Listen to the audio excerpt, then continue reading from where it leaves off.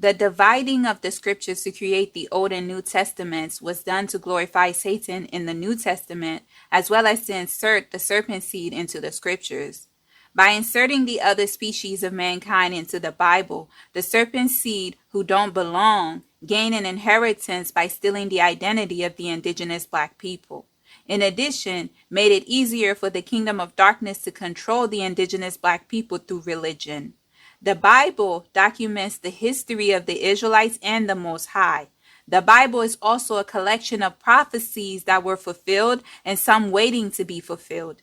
Because the scriptures are mostly dreams and vision by different prophets and people, you can't divide the Bible into two testaments. You need the Holy Spirit to give you understanding of the scriptures.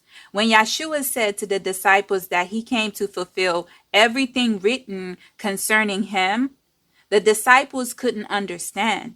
It wasn't until Yeshua opened their understanding they were able to comprehend what he meant in the scriptures.